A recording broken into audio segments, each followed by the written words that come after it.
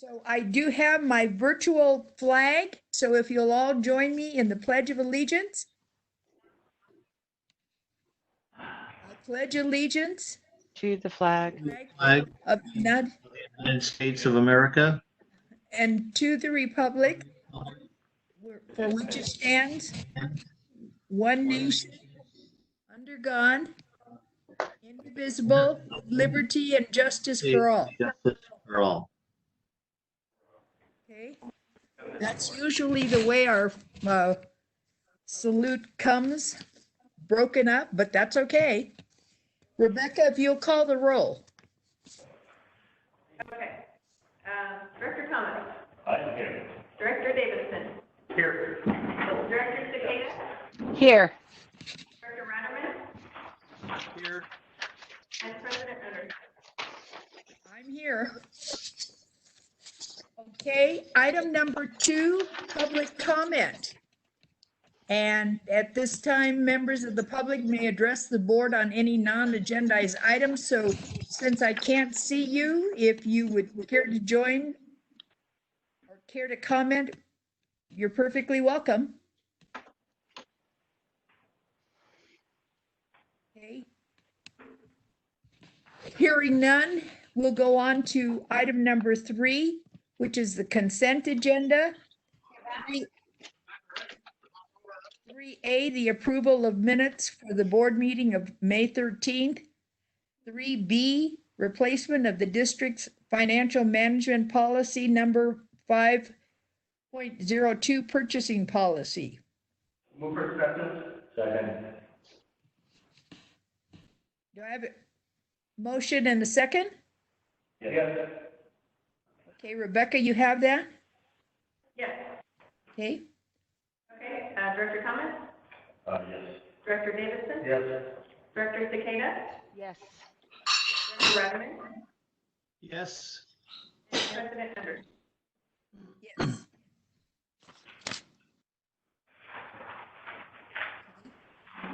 Moved, seconded, and passed. We're going on to item number 4, which is new business. 4A, discussion regarding the district's COVID-19 response, and that's Mr. Michael Minkler. Good afternoon, everybody. Nice to see a few directors here in person today, and glad, it's good to be back in the room. So not a whole lot new to update as far as the district's concerned, although we have gradually started bringing people back into the office, and it's been pretty busy over the last few weeks in the office. Most of the management team is here every day. And we have a few office staff. There's a rotation of the engineering department staff, customer service staff, and other office staff, so that we don't have everybody back in the office all at the same time, but most people are back in the office. We do, for the first time today, have 2 customer service representatives, and we're unlocked and open to the public. We haven't made that public announcement yet. I guess I just did, to those that are listening. But we haven't put out a press release or anything along those lines yet, just to see how it goes over the next few days, and then maybe make that broader announcement next week. What does it depend on? Just making sure that it's mainly just making sure that our staffing is back up to where we need it to be. We didn't want to do that while we only had 1 customer service representative here. So today is the first day we have both of them back in. So once we are sure that those schedules are in place and that we have, precautionary procedures in place, then we open that. So I've really ramped things back up. There are a couple of new cases, as I'm sure most of you have heard. We were at 13 cases in Calaveras County for probably the last month with current cases. And then we have 2 new ones over the last couple of days. And, I think that's not unexpected. We heard Governor Newsom say that as restrictions start to loosen up, there's going to be an increase in infections, and that doesn't mean we panic and overreact and tighten, lock everything back down again.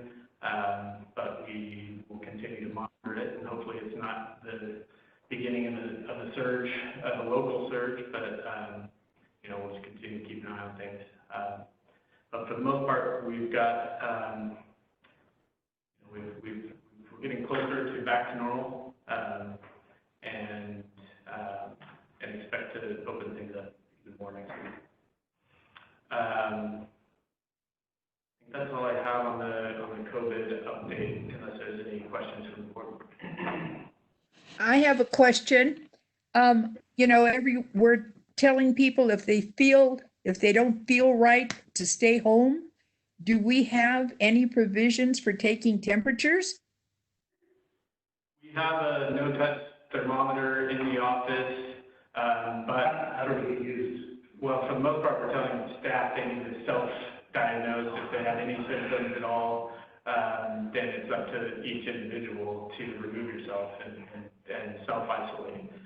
Because we're not medical providers, and we don't want a rush of people coming to the office to get their temperature taken. So we have that available if somebody, for people to use at the office, if people have any reason to suspect that they might have contracted something, and we would ask them to immediately go home if they do have a temperature. But we would ask that of anybody, whether it's using a district thermometer or not.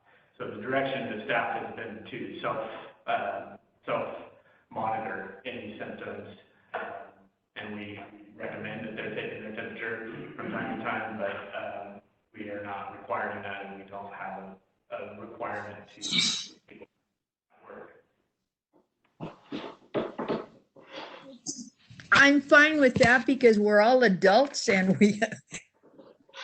we know what's expected of us and we will all follow that accordingly.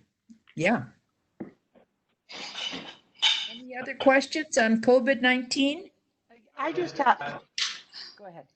He's done a good job of, there were some required announcements and training that we had to roll out, and notices that you'll see posted on the doors. So there was some steps we had to take before we could open everything back up, and all those notices are out there. And, so we are still following those guidelines and taking safety precautions while we, go reopen. Michael, this is Cindy, and I'm sorry if you have to repeat this, but I couldn't hear for a little bit there. So are you guys on limited hours, and are you going to do this through June and reevaluate in July, or could you just repeat that part? No limited hours. There are some people that are still working remotely, but everybody is expected to be working full time unless they've requested time off. And we are, we don't have a specific deadline or a specific trigger for when we bring everybody back to the office at the same time. It's as the county opens, relaxes their restrictions, is sort of the lead that we have followed. So when we enter the next stages of loosening restrictions, we'll follow that lead. All right, thank you. If things continue to go in the direction they have, hopefully we can be back to everybody back in the office. And then we also have some protections, precautionary measures that we're taking too. So we'll hopefully continue going in the right direction. Awesome, thank you. Okay. Do we have any public comment? Yes. Hi, this is Alice Montgomery. I have public comment on something else, and we went through so fast in public comment that I'm sorry, you're back under item 2, right? Alice? yeah, it just went zoom, and I didn't get a chance to say anything. Is it appropriate for me to ask something now? I think under the circumstances, we don't have a lot of, formal structure. So go ahead, Alice. Understand if it's not related to the item that we're just discussing, we're not going to discuss it much, but if you want to alert us to something, you certainly can do that, I would imagine. I wanted to ask about the cost of stopping service to a commercial piece of property versus having to dig up all of the infrastructure and bring it back to the property line. I just wanted to ask about that. So that's not on today's agenda. It will be, we anticipate that being a discussion item on the next board agenda. The next board agenda. Okay, and when, Thought we were gonna try whichever came first. It'll be the next. June 10th, Alice. June 10th. Okay, great. Everybody stay healthy. Thanks. You too. Thank you. Bye. Thank you. Bye. Any other public comment? Okay, hearing none, we'll go to item 4B. And could I ask Rebecca if you will be bringing this up on the screen? I know that, you know. I will, yes. Okay.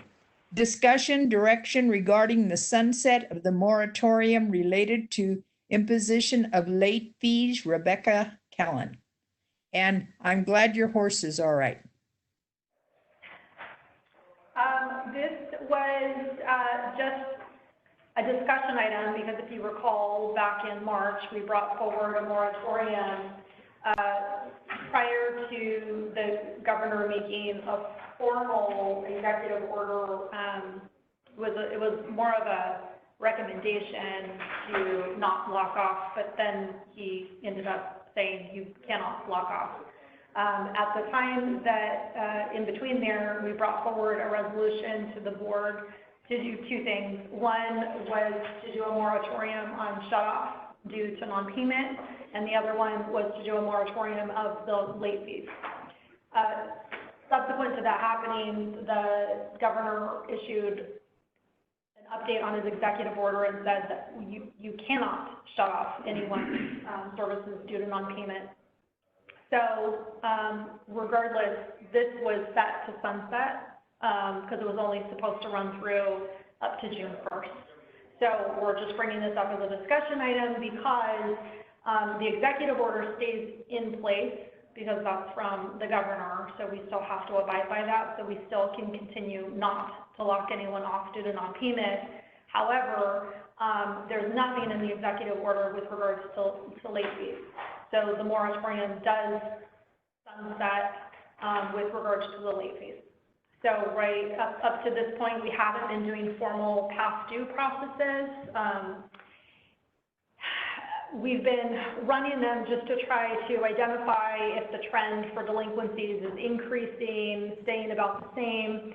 What we've identified, we're staying about the same. But we do notice that those generally are the same people that didn't pay on time prior to COVID. The difference is because there's no lock-off mechanism, they're not coming forward to pay now. So we're going to have multiple billing cycles of non-payment. And there's still no end that I've seen with regards to the governor's executive order on that order. Do we do anything? Because, I mean, because they still owe the money. They still owe the money. So what what we're going to start doing is actually doing the past due process again, which means we're going to run the past due. We're going to send out the reminders to everybody who has a past due notice. And we're going to start actively reaching out to those to work through getting some sort of payments in.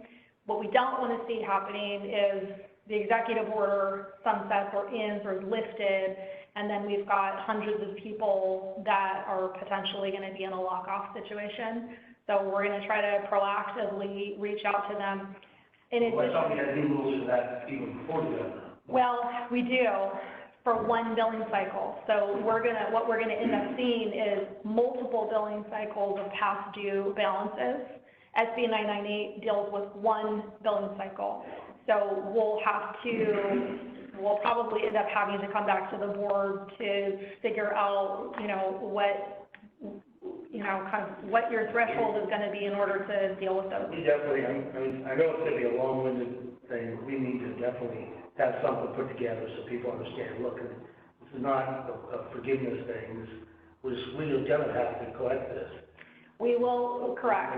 Landlord, then we get back on the whole landlord-tenant nonsense, it's really gonna be ugly. So as much as we can do to make it clear to folks, we need to be doing that, because if they continue to get behind, you know, it'll just be the first step of foreclosure for. Correct. So we are going to look, kind of probably reword some of the language on the past due. We're also going to have customer service be more active in working with those respective customers more so than just the past due or going in the mail, identifying, you know, if there's something that we can do to offer some, you know, just reminders, partial payments, whatever we can do during this period of time, so at least they get semi-caught up. Do we have the ability to start taking smaller payments with Paymentus or any of that? Can we put them on a $25 a week type thing? Yep. At this point, we're accepting any payment. So just, you know, if you can just contribute something to your past due.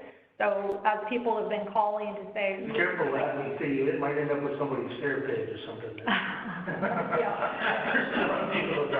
So as we've been getting calls where people have said, you know, I can't pay my bills, we've said, you know, if you can make a partial payment, anything that contributes so that you don't have this enormous past due amount, we've been working with them on that.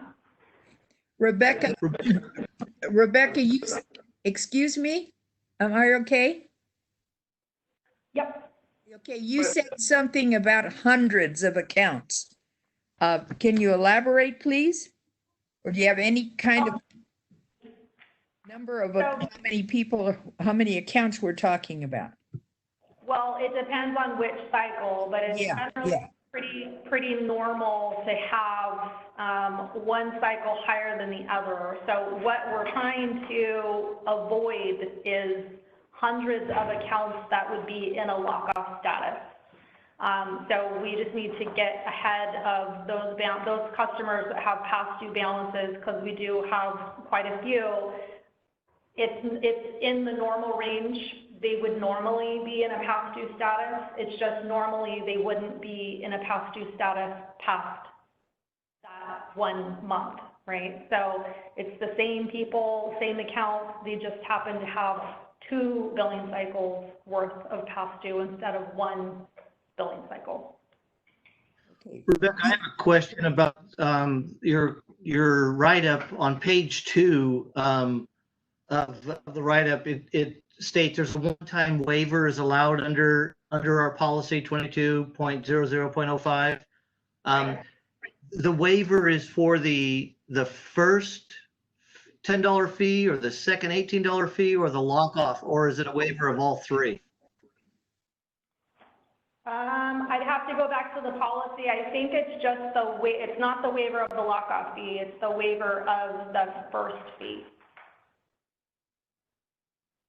So one-time waiver of $10 is allowed every. It's the $10 and the $10 and the 18, but not the lock-off, because the lock-off is specifically to pay for staff going out to actually lock off.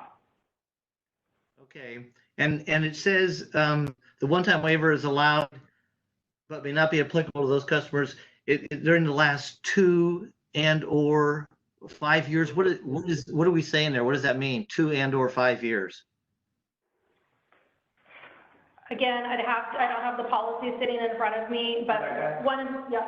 5 years, they'll waive the door tag fee once every 5 years. Every 2 years, they'll waive the $10 reminder fee. Okay. Again? Every 5 years, it's the door tag fee, and every 2 is the first fee, the $10. Okay, all right, thank you. All right. Do we have any other questions? Yes, I have a question.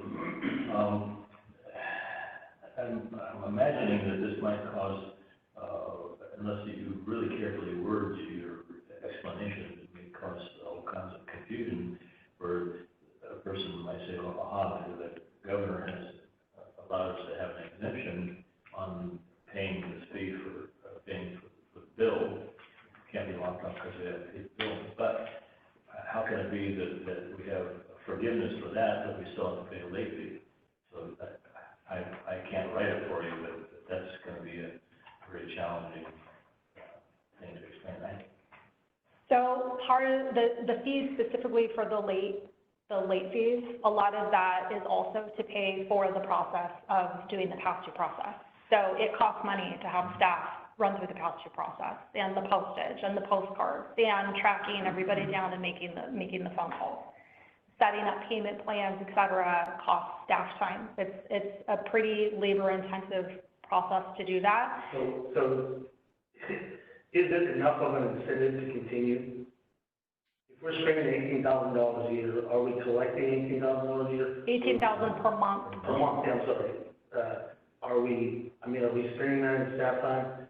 I mean, it's supposed to be an incentive to get people to pay. But it's just a question of if it actually works. If we're spending more and people aren't paying any more or any less, but we're actually incurring costs. Any idea? Any guesses? I would say generally it does incentivize some people to go ahead and pay. I mean, it does add up over time, and we do get calls, where people, could you please waive, my fees? So it also incentivizes them to get onto an auto pay process instead of physically paying with a check or coming in with cash. And that's what I think is really helpful. So we're trying to push as many people over to Paymentus or something where it's more of an automated process as opposed to them physically writing the check to us. I have a comment. I think it's a great idea to sensitive this and start contacting those employees. I mean, those customers that are behind right now and explaining to them this situation. You might also put together something in writing and send to them. So what I'm thinking about, I agree with Russ. This is going to cause all kinds of arguments and misunderstanding of the governor's policy on, and which I think is, I agree, it is on lockoffs. You can't turn someone's water off, but just to let them understand it, a simple 1 page or 2 paragraph write up instead of trying to explain this. I think you're going to get a lot of calls if you're. It's going to cause a lot more time, I think, to try and explain this. But I don't know. Does anyone agree that we might send something out in writing to all these people so that they understand where we're at and invite them? Tell them that their fees are still going to be due. This is Cindy. I agree with you, Scott, that some kind of a notice should be put out there, whether it's a phone call or a small memo. I think it would be beneficial to let them know, that the fees will still be continuing, even though we won't lock them off. Well, had we been updating our website with all this information? We updated the website when the moratorium first went into effect, and we made it very clear when this moratorium went into effect that it did not absolve anyone from paying their bill at all. All it did was give a little bit of assistance during that. At that time, we thought maybe it might be 1 or 2 billing cycles that they could pay a little bit later, but never at any point, and we made that very clear, this does not absolve you from paying your bill. And ultimately, we're still going to move forward with, if so much time has gone by and you have not paid your bill, ultimately it still would be a lien on real property. So, those are the things that we've been very, very clear with them on. What we're dealing with is a group that historically don't pay their bills on time. It's the same group. And they will continue to not pay their bills because the stick was lock off, right? And so that's gone. So at this point, we just need to make sure that we are just staying on top of them and being very clear that they are not absolved from paying their bill. They really are going to want to at least contribute something to these accounts. So it's not $1,000 bill or whatever by the time we get into this. And so we've always been very, very clear on that.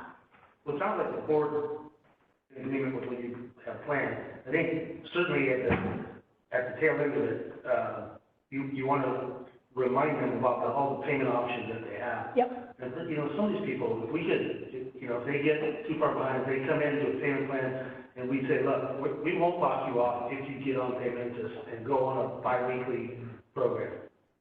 We won't. That might be our carrot for them to get on payment, is to say, hey, look, we're gonna lock you off unless you get on some sort of Right. payment program. So I think, we're going to have to identify, yes. And so similarly to this, the moratorium and handling COVID, and this was just kind of a unique situation, I think that the number of accounts and how far they're going to be behind is going to be a unique situation to COVID and to the specific executive order from the governor. So it doesn't align with the policy that we have for SB 998. It's very specific to that group of people that fell in this period of time. So I think we're going to have to be creative and open-minded about avenues that they can pay, because ultimately that's what we want them to do, is pay. I think it's going to be very similar to 2000. When you say you've been very, very clear, does that, in personal correspondence with these people already, you've been very, very clear, or just some notice on the website? Oh, personally and on the website, and yeah, all of it, all of the above. Does staff agree that it might be beneficial to send out a memo, a written memo explaining the governor's order and explaining our position and explaining what they owe and when they're gonna, and how long it's not going away? Is that something that we agree on? They don't necessarily read the past due postcards either. So I think it's going to be kind of an all of above approach. So I think it's going to be something in writing. I think it's going to be customer service making calls, probably identifying, who is the most past due or has the highest dollar amounts that are on balance to try to work with them. Even if you just, pick 10 a week and say, hey, you can come and make an appointment. Can we go over the last 3 years and show you how much money that you always pay it, but you don't pay it on time, but you always pay it? Can we have other ways. We want to help you fix this. Yeah. I really worry that people aren't using their stimulus money to pay the water bill. It's a shame.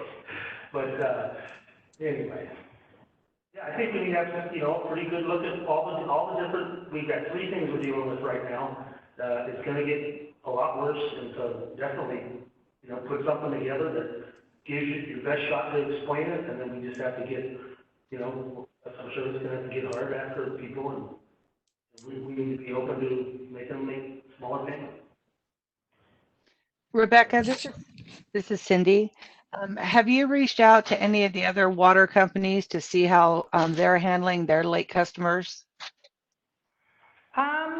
They are kind of in the same boat that we're in, which is the stick was the lock off, and so that's gone. And so they are looking at offering all different types of payment options and being very, and being, very open-minded about there's not going to be one payment plan option for everyone. So with SB 998, we had a pretty set payment plan arrangement that, people could do. We've got one person on a payment plan under SB 998. That's it, out of, anybody. So I think it's going to be us being pretty flexible in that, and that's what we're seeing in other jurisdictions, just flexibility, because they just want to see some form of payment coming in, even if it means it's going to be over a long period of time.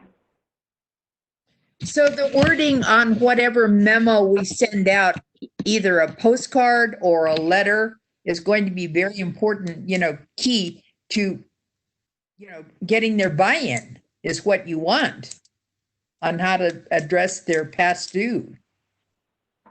It's going to be very different for different customers. You're going to have some that are, not paying it because they just, we're not forcing it. Some really are actively trying to make payments, even if it's a very small dollar amount. We kind of have it's all over the gamut. This is Cindy.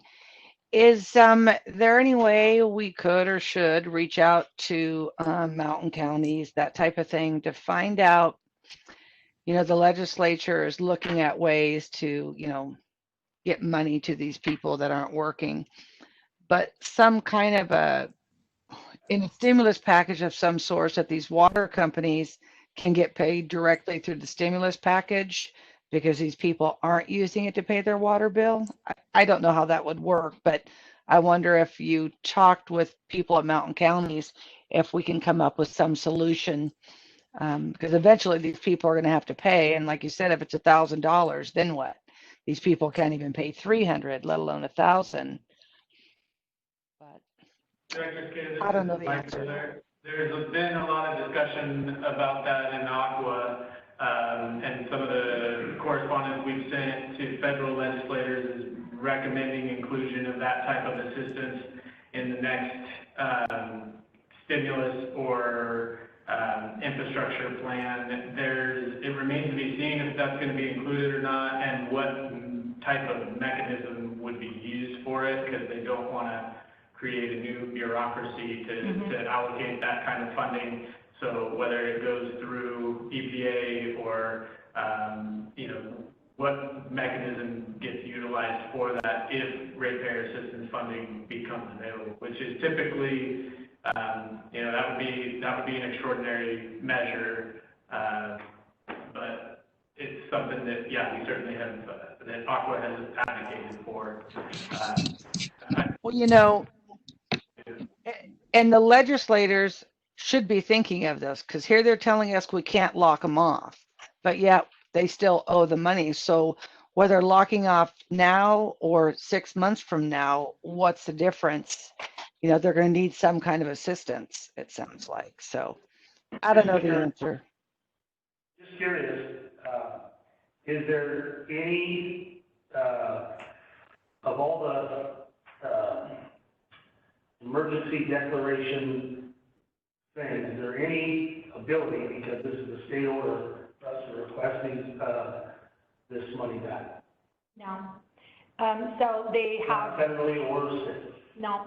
At this point, they have really defined the impacts have to be directly tied to the responding agencies incurring costs of emergency protective measures, food, right, and sheltering. And so what we've done is we have kind of niched out expenditures related to disinfection of our facilities and PPE equipment and various supplies associated with those types of activities. Did we get a PPP loan? No. No. But there is, so I've raised that question in the Federal Affairs Committee and with the Aqua State Legislative Advocates. And the general response is that people are supporting some sort of assistance for water agencies to provide rate assistance for people that can't pay their bills. But the disaster reimbursement process is generally not the favored approach, just because of how complicated it is. Well, because I know that the PPP is changing. I mean, it's now they're going to be included, hopefully this weekend they're going to include it, and it's going to length of time for paying your employees, but also, like if you do a drive-up window or something like that, that could be to help prevent interaction with the public. You can take that off as well.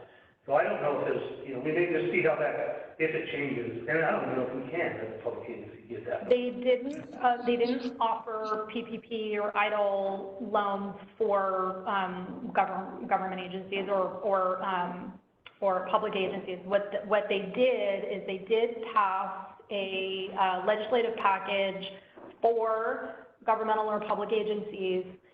They cut out small agencies. So I think the population had to be over 500,000 is what I recall from that package, which we obviously fall under that. So it was it was specific to large agencies in large jurisdictions. So small agencies, small counties and cities were really removed from even being able to apply for that. And we didn't even get the payroll tax credit, the No. payroll tax relief that private sector businesses did. That's another piece that Aqua's actively been advocating for.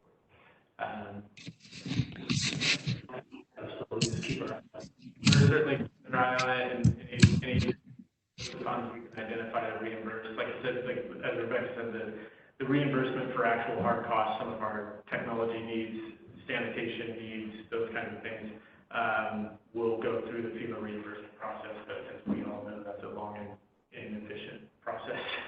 When they're not advocating for including ratepayer assistance in that process, looking for a different bureaucratic mechanism to fund that through. So Michael, you've thoroughly investigated any way of reimbursement and, it sounds like, and so you're exhausting all sources. Yeah, we would love nothing more than to be able to tell our ratepayers who have lost their businesses or who've been laid off that we can give them a break on their water bill. But currently there is no source of funding available to us for that, and we can't function without rates. So. And thus far, the utility assistance that's out there is specific to energy. It cuts out water and sewer. Right, so, right. You know, you don't need energy. You gotta have water though. So, my hope was maybe they could piggyback off the LEAP program, which would then, foster some rate assistance to water and sewer customers, but that hasn't been addressed either. Okay, does do we have any other comments about item 4B? And Rebecca, do you have your direction? Yes. Berkeley asked the question, and I said yes. Can I have a chance to ask a couple questions? Do you hear me? Barely. Go ahead. All right. I can remember several months ago, I think I remember being in your office and asking about an alternate payment company. I went on the website, and it came up where you can. Doxo. Excuse me? It's Doxo. Doxo, okay. As I recall how you explained that there is an additional fee to the customer that Yes. uses that. So in this effort to communicate to people the options that are available, can we, without getting into too much trouble, say these are 3 ways you can do it, but they don't include Doxo? We've done that. So we've specifically told people, go through this link. There's other links that will actually charge you. We may have actually said who it was. We found who was using Doxo and contacted them. Yeah, that was the other thing is we went through, because Doxo wouldn't tell us who was paying for them. So we ended up doing some sleuthing on our side, found everybody who was using Doxo and then contacted them to get them changed over to Paymentus. And then on, we're also we're switching over to DocuSign for new account setups. And in that package that will go electronically, we're including all the payment options and making sure people know they can go to Paymentus. There's no charge to do it. You can set up auto pay, or you can, however they want to do it. All the different ways that they can pay their bill through us, whether they want to do it in person or send us a check or whatever. So all that will also be in there as well. And then we include all that information on our website as well. And my final question on this is that the statement on the back, or the last thing on page 2 of 2, about the late fees average around $18,000 per month. If the late fee that you're talking about there is a $10 late fee and it's $18,000, and that's 1,800 customers that are late, that's not. No, that's about right. 1,800 of the 1,300 water? 13,000. Well, some of them are $18 late fees. Yeah, it's 10 and the 18, yeah. It's a lot. So if it's 28, yeah, but it is a higher number than, it's a surprisingly high number. It's a surprisingly high number of people who are late. normally.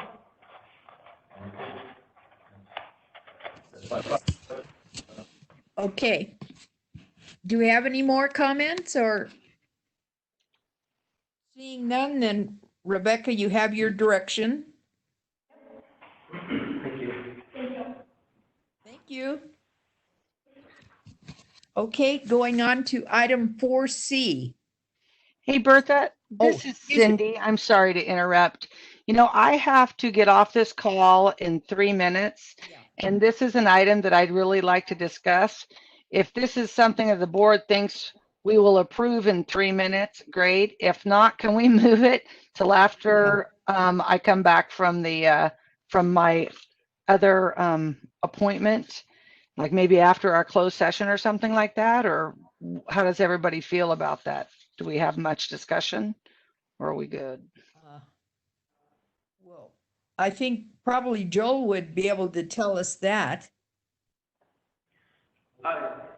If we could hold this off until Cindy comes back. When is she coming back? Well, the thing is I have another meeting to run at 2 o'clock. I'm hoping to be back here 3:15 at the latest. So I was going to call back in, whether it's open meeting or closed session. So if there's not a whole lot of discussion, because it is a recommendation to approve this variance unless we feel otherwise. If the board members are comfortable and we have minimal discussion, we can, make a motion now, or if there's going to be more than 2 minutes or 3 minutes of discussion, can we move it till after we come back from the closed session?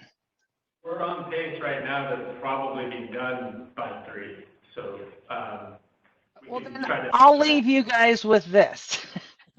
try to get that as quickly as possible. I would like to see this approved as presented. So you guys go ahead and talk, and when I need to in a couple minutes, I'll lock off and I'll hope for the best. Is that okay? All right, fine. Thank you, Cindy. You're Bertha, welcome. This is Scott. Bertha, did we ask for public comment on 4B? Oh, excuse me. Public comment on 4B, please. Okay, I did. Hearing none, we'll go on to 4C. Discussion. All right, thank you. Excuse me? Thank you, Madam President.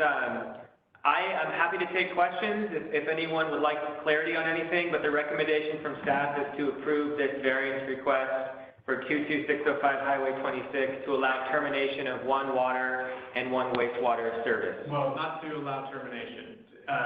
This would be a variance, well. To allow that application to proceed. Right, because the variance is, again, is for the consideration of the termination of service with, while there's currently a resident on the property, right? Correct. So there are currently 4 services on the property, 2 sewer, 2 water, and this is only to terminate half of those, which were the ones that served the old motel, which has now been torn down. Hold on. There's, how many residents? 1 home, 1 single-family residence. It has 1 water, 1 sewer serving the single-family resident. On the same APN, there used to be an old motel, which also had a single wastewater connection and single water connection serving it. It has not been used since 2007 and was torn down in 2017. So now it's just a basically empty area of the lot. What's the zoning of the parcel? The zoning now is commercial on that parcel. So any new permit would require consultation with us and. Correct.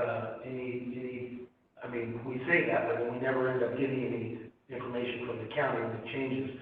Are we gonna record a note or something on this property, about that?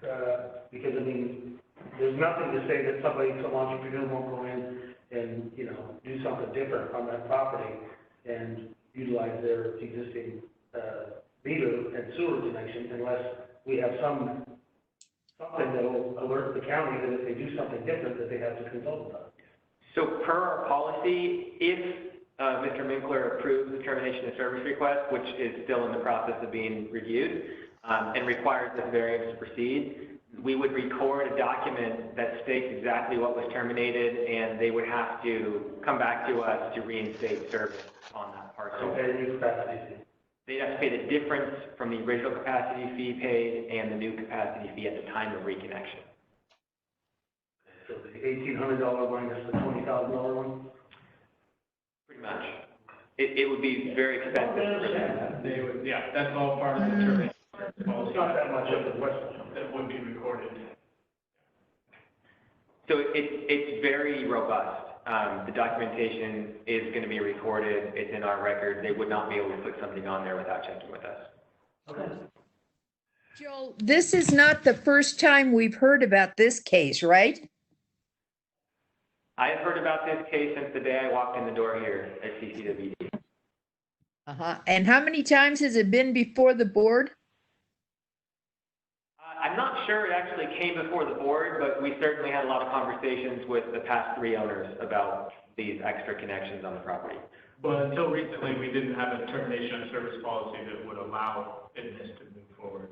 And even under, the reason for this variance is even under the new termination of service policy, it wouldn't be allowed because of the existing residents. Right. The 2 connections for the existing residents on the property. So this variance paves the way for the motel that is no longer there to terminate those 2 connections and allow the residents.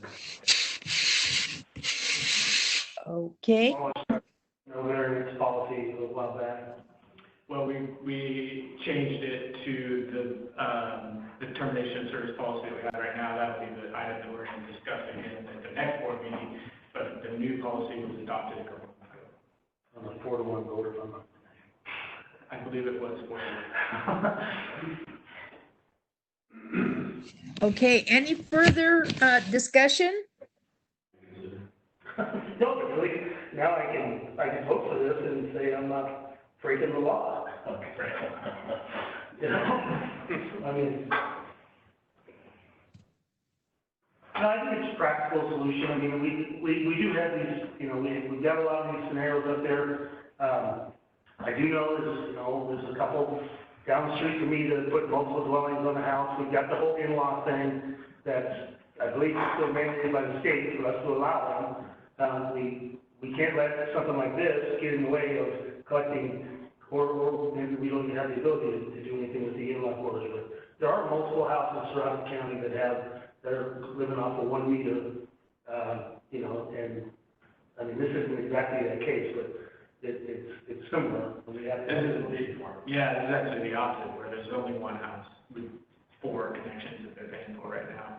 And the discussion item that we're going to be bringing back is the question that's been raised about whether or not we should require the customer to pay for the cost of laterals. And in this case, yeah, I don't understand that whole thing. That's, in this case, the customer is aware. you gotta get your work cut out for you on that. Explain to you what's important about that, because I just don't see the. I mean, and particularly if they can hire somebody to come do it, you know, at a more reasonable rate, and we look at the whole and say, okay. Well, in this case, the customer is aware of that, and they are, as long as we can move forward after this variance, then we'll move forward.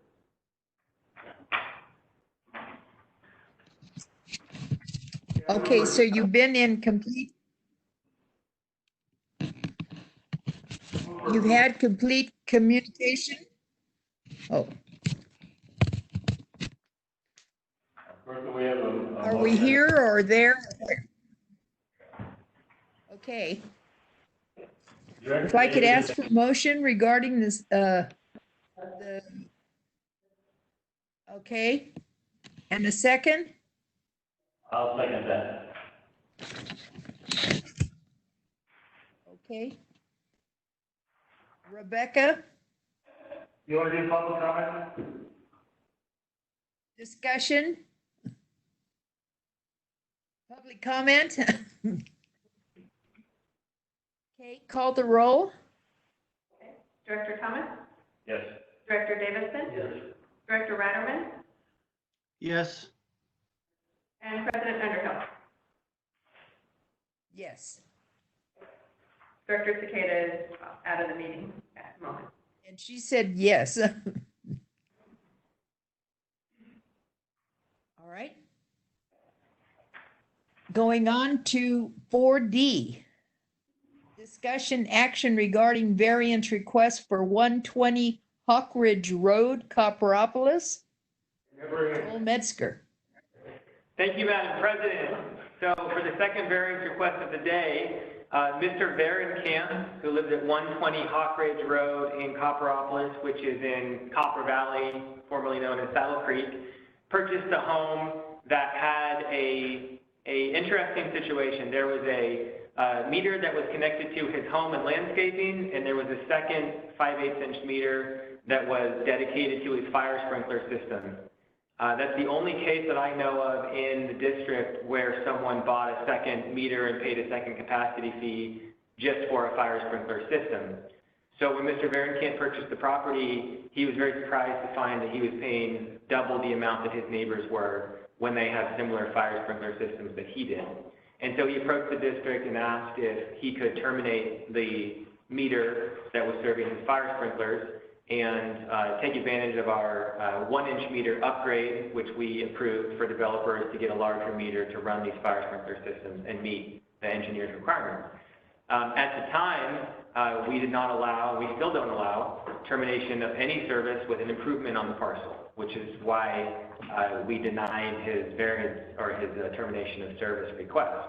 However, in this case, he requested from Mr. Minkler that the board consider a variance and allow him to terminate this second unnecessary fire sprinkler meter. And if the board chooses to allow this, he would be able to remove that, pay all the costs of removing the infrastructure, pay for the plumbing on his side, get a county permit, which we've already checked with Doug Oliver over at building, and he's okay with that as long as they come over and work with the county. And then he's also provided us with engineering calcs for a fire sprinkler system with a 1-inch meter serving it, and it does pass the requirements. We don't check that though. The county does. Yeah. And so after reviewing this, staff feels as though this meets the variance policy requirements, and we are recommending today that the board move forward with granting this variance request, which would allow him to move forward with a termination of service application. I wonder how this guy got the landscape meter. Did he get that preceding the construction of the house? This is probably one of the first houses of celebrated. I don't know when the house was built offhand. Certainly before he purchased it. Yeah. That's how many residences do we have that have landscape meters? Almost none. Yeah. So it's an odd situation. It's not necessary, and he's provided proof that he can run this fire sprinkler system without this. And his landscaping? And his landscaping. We reviewed his usage. He certainly is a higher than normal user, but almost all of Saddle Creek is at his level or well above his level. We should send him a Christmas card. Our preferred customer. Go ahead. And excuse me, you don't know how long this has been going on? I don't know offhand when that house was built, but this meter was put in when the house was built. This is Scott. I'd like to make a motion, move for acceptance of granting this variance. May I have a second? I'll second that as well.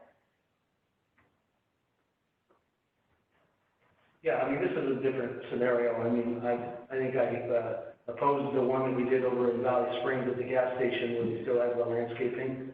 But, I mean, there's no reason for this residential lot. We don't require that of everybody else. Okay, did I get a second? Yes. Okay. Okay, any comments? Public comments? Further discussion? Hearing none, will you please call the roll? Director Thomas? Yes. Director Davidson? Yes. Director Ratterman? Yes. And President Underhill? Yes. Thank you. Okay. Okay, thank you, Joel. 4E, discussion action regarding the board declaring its intention to reimburse certain expenditures from the proceeds of tax exempt obligations. Rebecca. So we are bringing this forward just as a protection. What we're realizing is this project is extremely expensive. It is being fully funded with capital R&R funds. We have a lot of projects that are all very high priority, and we have a limited amount of resources under R&R. So what we are looking at now is identifying various grants, potential debt service options where we would be able to actually leverage the funds that are in the R&R funds that we have in order to make kind of better use of them over a longer period of time and across more projects. So in order to do that, we isolated that this particular project, which is going right now, if we are to pass this resolution, it doesn't require us to do anything, but if we get further in and realize, you know what, there actually is a really good opportunity, given interest rates are so low, that we could actually do a private financing or some sort of tax exempt, bond issuance or something, we would actually be able to protect any expenditures that occurred 60 days back and then forward. So that's all this is doing. What we don't want to have happen is bring this up 6 months from now, and then we've already spent, $1 million, because we wouldn't be able to then refinance any portion of that $1 million. That would be just straight out of R&R. So that's what this does. That's the purpose of this. We did do an RFP for financial and municipal advisory services to help us assess a larger strategic plan for funding our capital projects for water and sewer.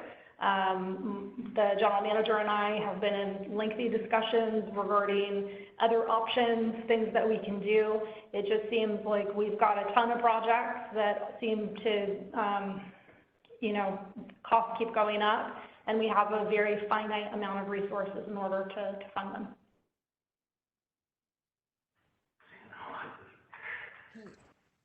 So just to reiterate, this doesn't obligate us to seek financing for this project. Tech construction is starting next week. Yeah.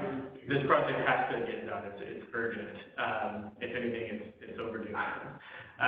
So the construction is moving forward. This just reserves the ability for us, if we do secure financing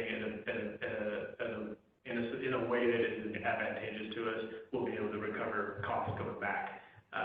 So it's a precautionary measure, I think is a good way to put it. But as Rebecca said,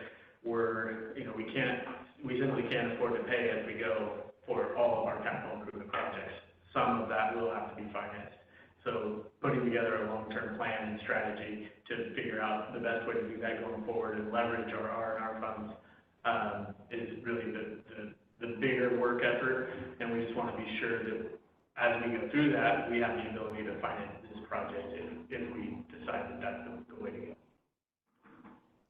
I don't have any with that at all. I just, I've said for many years that there's hundreds of millions of dollars worth of improvements that need to be made throughout the county, and the only solution is we only have one rate source, or two, development and rate, and that there ought to be a third, and there is. It would be a countywide bond measure, which is, not going to happen, I guess, unless some catastrophe or something happens. But the reality is, it's that or rates will keep rising. Right. It's really simple. I don't know if there's ever if there was to be the appetite in my lifetime, but, if every district would get together and talk about their critical needs and try to work together on something like that, it's going to come from rates or it's going to come from some sort of a countywide measure. I just don't think there's the appetite for it, but there hasn't been for the last 20 years that I've been here, and so we just keep raising rates and trying to play catch up. But particularly when interest is going to stay low, I believe, you know, there's an opportunity, right? Yeah. Yeah, so I we mean, want if only people would, you know, strike up the conversation, like this be in the background. I can't get a word in. I agree with everything you said. I'll say Director Thomas. Yeah. Yeah, no, we just, like I said, we want to be in a position to take advantage of an opportunity if one comes up, so that's really all this is.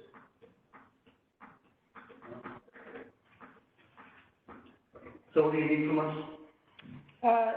Need you to approve the resolution.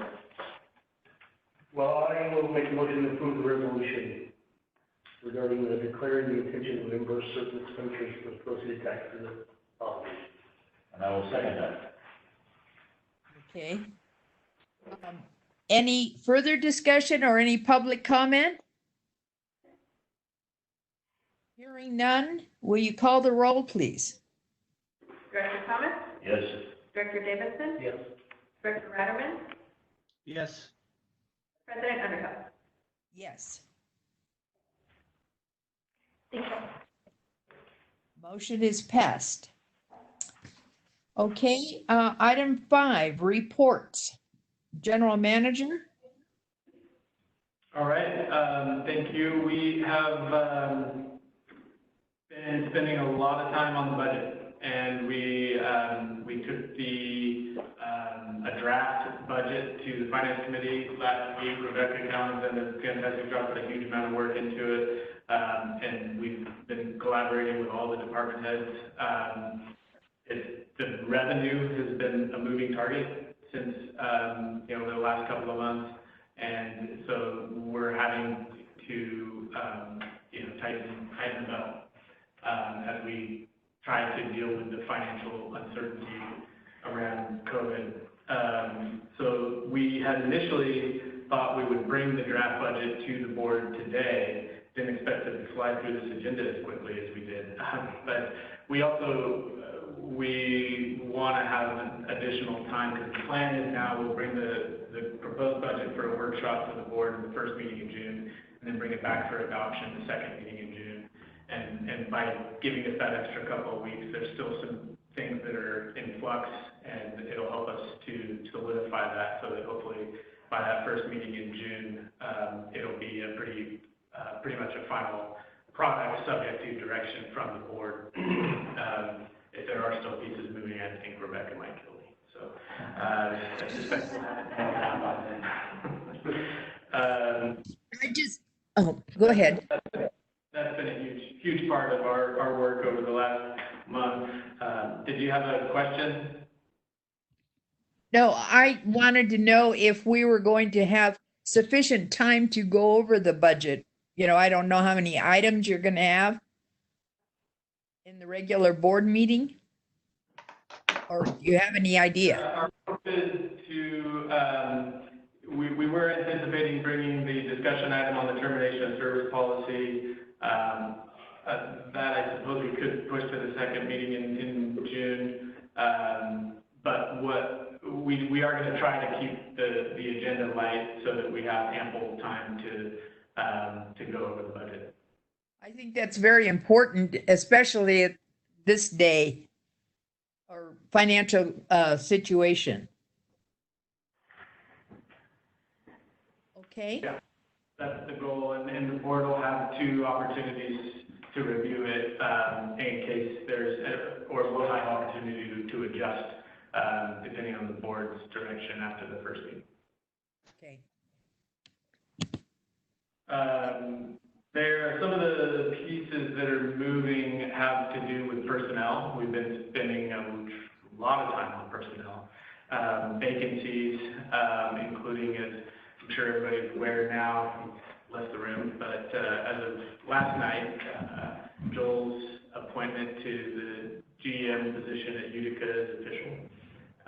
So that's a big loss for CCWD and a gain for Utica, and I fully expect, though, that becomes a very productive partnership in the future. So As hard as it is to see Joel go, I think there will be some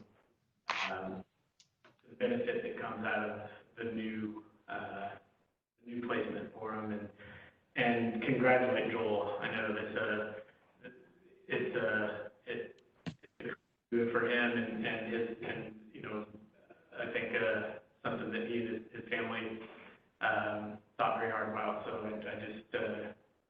I can understand why he would want to go that route, and I congratulate him for getting that position. I tried to warn him that my beard looked like his when I started over there. It looked like Santa Claus now, but he didn't take that warning. But that's one of several vacancies that we have and there's a process underway, and I think succession planning has become a real high priority for the management team. Where I think I mentioned to the board in the past, we're anticipating probably around 10 retirements in the next 2 years, and we expect that trend to continue for a few years after that. That's pretty huge for a district of our size. So we've been putting a lot of work into a plan to, especially identifying certain individuals that are going to, not that everybody's going to be hard to replace, but there's some that have been with the district for a long time, where they're in a unique position where they have institutional knowledge that's going to be hard to replace. So putting a lot of thought into how we're going to approach that transition, and with the current vacancies that we have, what the greatest need is within the district, identifying those needs and repurposing those vacancies if we have to fill the greatest, the most pressing need of the district. So there'll be more discussion about that, I would expect, at the next board meeting, both as a part of the budget and just potential items of approval that we'll need board approval for in order to repurpose some of those vacancies. So, management team's putting a lot of work into that right now, making sure that as a vacancy appears, that we're using that position for the greatest possible needs of the district. A lot of work going into that. On the positive news on that front, I'm not at liberty to share his name yet. He hasn't given notice of his current job, but we anticipate our new manager of water resources starting on June 15th. And I'm excited about the new hire. We had an incredibly strong pool of candidates. It was probably one of the toughest hiring decisions I've had to make because we had several finalists that all would have been great. But the one we're anticipating joining us on June 15th, I'm a little cautious after the last one to get too excited about it. But he's an engineer. He's a civil engineer with a master's in ag engineering and a master's in water resources engineering, and is currently a senior civil engineer for water resources at a large water agency, and has dealt with a lot of the things that are pressing items for us, including water transfers, experience dealing with the Bureau, water rights issues, groundwater issues, most of the things that are pressing needs for us. He's got some experience in. So very excited about that, and we'll have some more info for you in an introduction before long. Lastly, we just have a lot of construction underway right now. I know Damon and his crew are busy doing what we can with our own crew. We've got Reach 1 in full swing. Making a lot of good progress there. We've got surface line replacements down in Jenny Lind, distribution area that's moving quickly. Techite construction starts next week. So that's a significant amount of construction management for staff, but at the same time, we've got our capacity piece studies that are moving forward in the Alice Springs and Copperopolis service areas. We've got several RFPs that are going to be either, I think actually the meter replacement project RFP is already out, and several other construction project RFPs that will be. And that's the meter one is all grant funded? No, that's approximately $6 million project. $5 million would be long-term financing from USDA and $1 million grant funding. The last million. Most of it would be a long-term loan from USDA, but at a good interest rate with like favorable terms. And as we said before, a portion of our CIP is going to have to be financed. So this would be a big chunk of it. And there would be some immediate benefit from it. The sooner we can get those meters in place, we can potentially repurpose a significant amount of the meter readers functions. Currently have 2 full-time meter readers, but we also will be able to track our water loss a lot more carefully, and that's going to become increasingly important with regulatory compliance tightening on the water conservation front. So it's an important project, and we're on track to, well, we have the RFP out now. I think we're supposed to provide the low bid contract to USDA by August, if I remember correctly. We're moving that one forward. A to B transmission line in Jenny Lynn, the stations in copper are near final design. Another one that we may consider financing for, and well, and then we have. We keep talking about all this funding thing, but I mean, you know, we've always struggled with the loan to debt ratio. Yeah. What changed? Oh, that's always going to be a struggle. So we do have some debt coming off the books at the end of next fiscal year, I believe.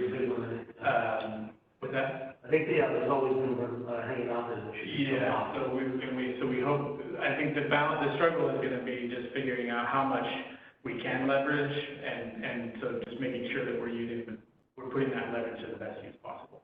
It is really what we want to identify right now before we spend down our funds.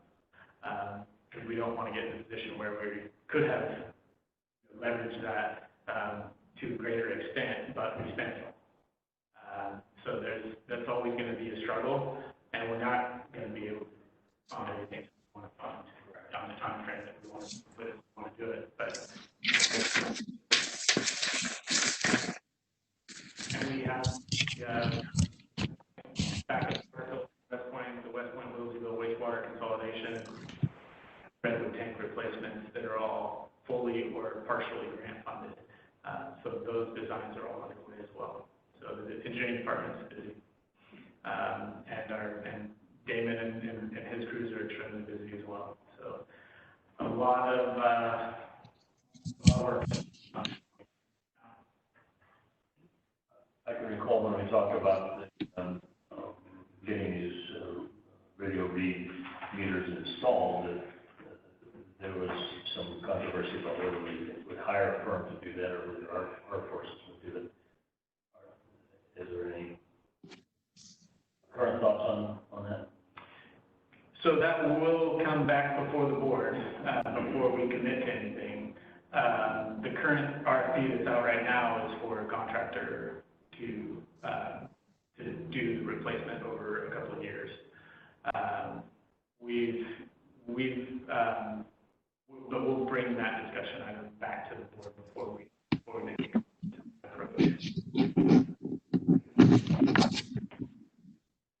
Okay. Michael, Yes. status on the TechEye project? Okay, let me just finish that thought really fast first. Sorry if I was being too quiet there, but considering how our crews are stretched incredibly thin right now, so it would be very difficult for us to do that in-house unless we drag it out for many years. But we'll certainly bring that back to the engineering committee board. Well, I can remember making a suggestion that you get half a dozen of these things and start putting in, have your meter readers, because if we buy the right one, you just turn a wrench opposite direction, take the old one out, drop the new one in, and put it in. You can do that in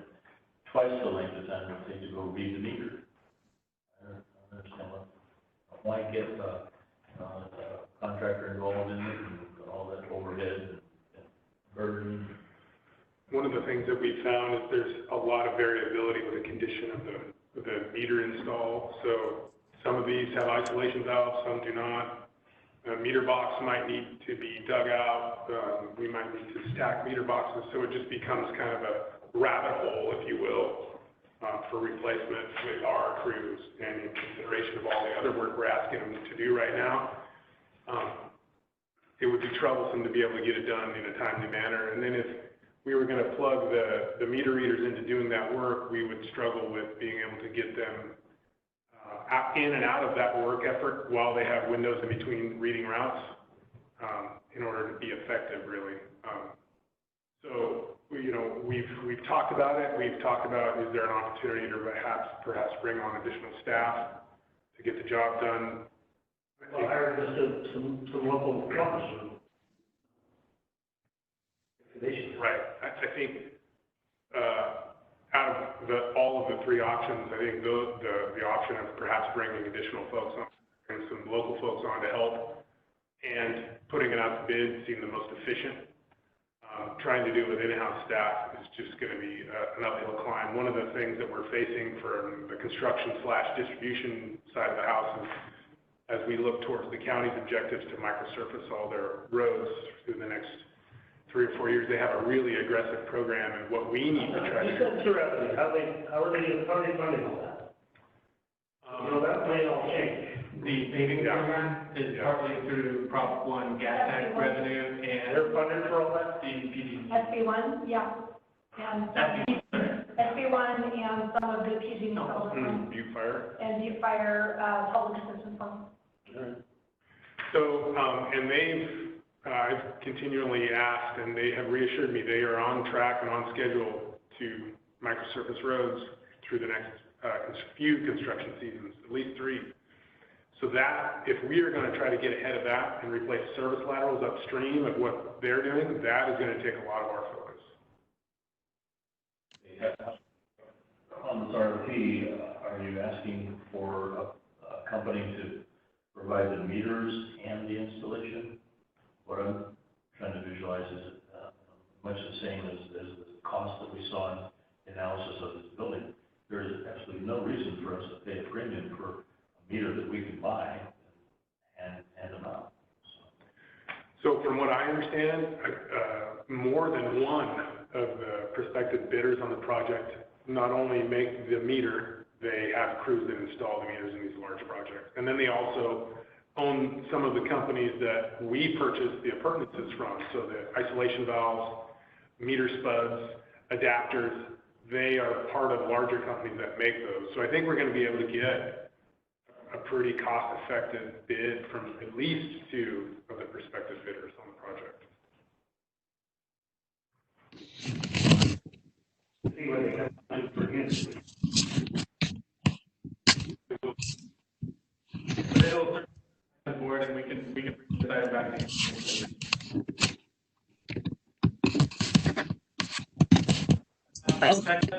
Construction will start next week, Monday. Pre-construction meeting was up there this week, and my understanding is Joel is working on a press release to notify the public that there will be some heavy equipment and traffic control in that area.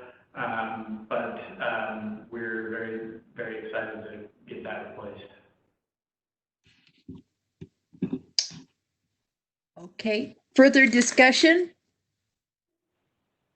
That was all I have. Okay. All right, item 6, board reports. Shall I start down with, well, Cindy's gone. Jeff? What do you mean by start down with Jeff?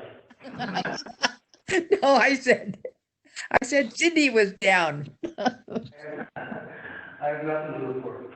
Okay. Russ?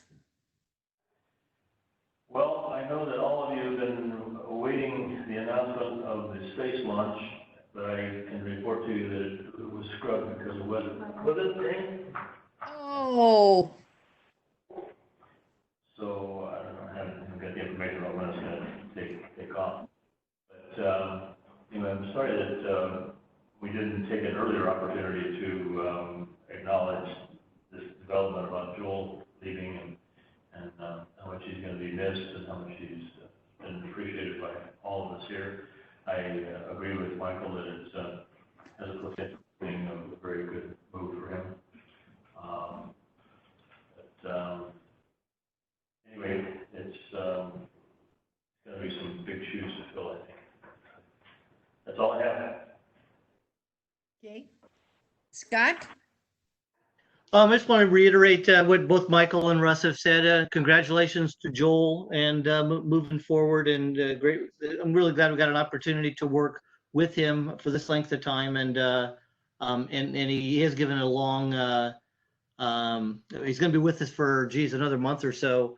So I'm sure we'll recognize him when during his last week or so. I just wanted to make sure that happens, or make a suggestion that we do something at that point. But that's all I got at this time. Okay, thank you. And I would want to add my congratulations to Joel. Yes, Joel will certainly be missed. Joel has been, I've been here as long as Joel has been, and so we've worked very well together, and Joel has just been so receptive to anything that I asked him to do, even though he probably would have said, was thinking, well, I wish that director would go away or whatever.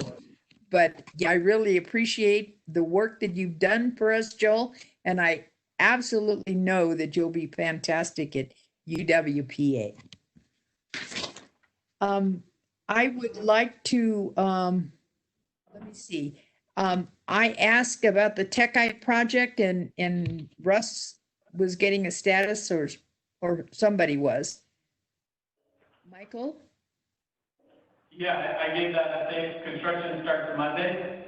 Oh, I'm sorry. I missed that. Okay. Yeah, construction starts Monday, and we'll get a press release out shortly to notify everybody that some heavy equipment and construction will be starting. Okay, I'm sorry. I was thinking that was something else. Okay. Michael and I have had a conversation about all of the retirements that we are going to be facing within the next 2 years. And I believe he said the figure was something like 10 employees. And so we're very, very concerned about the succession replacement. And I would like for the board to consider hiring as many people as we possibly could to replace the people who are leaving so that we could have a proper brain drain of all the knowledge.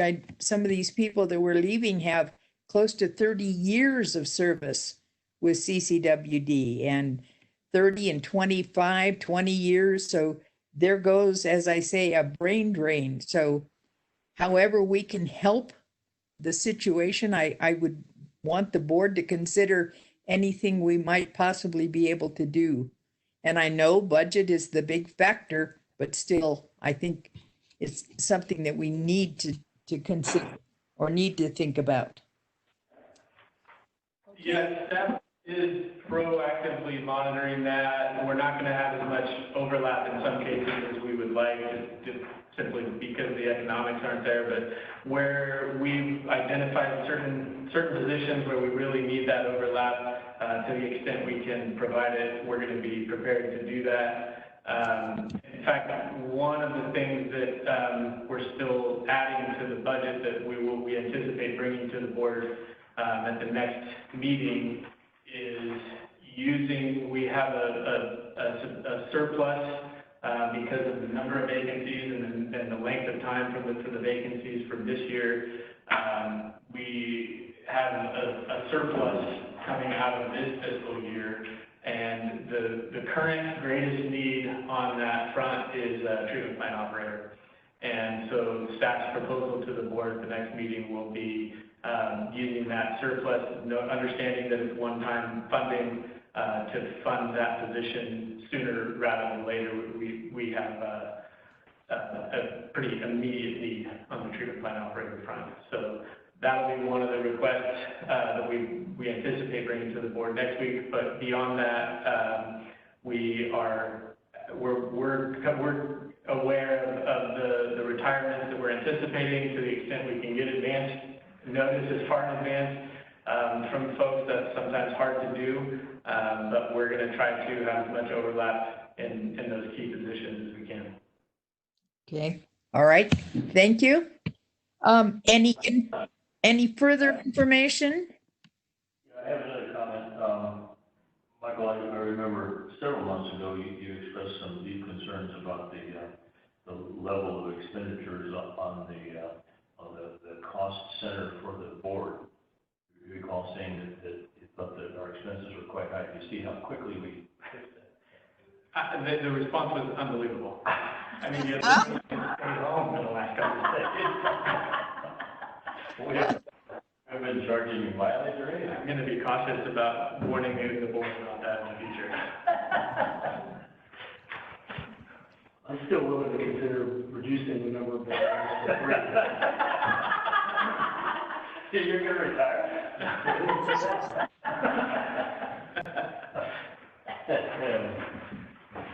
Well, let's see how this That's been my proposal for quite some time, actually. Not so much with you guys, but we had a few times where it really needed to be reduced.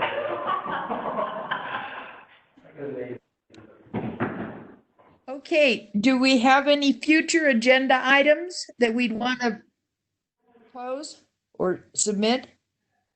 The big one is the budget.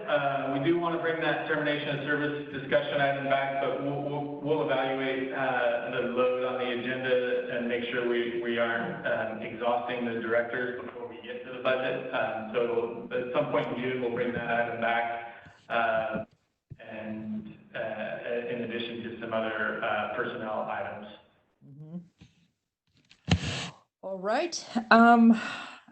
The next board meeting, of course, then is Wednesday, June 10th at 1 p.m. It's a regular board meeting and the budget workshop. Wednesday, June 24th at 1, a regular board meeting.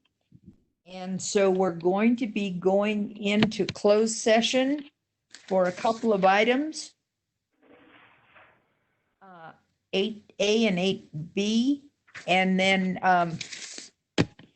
Rebecca, you sent an email to the number we're going to call for our closed session. Yeah, I asked Stacy to send that out to you, so you should receive something from her earlier in the meeting. Okay. We've received it. You could sit here. Okay. Call. We can call and just put on. Right. We could, yeah, we could hang up from the. Okay, we'll go in, move into closed session, and I'll get there as soon as I can. Okay. Okay. Would you prefer us calling ourselves, or? Or I can just do it on my cell and put it in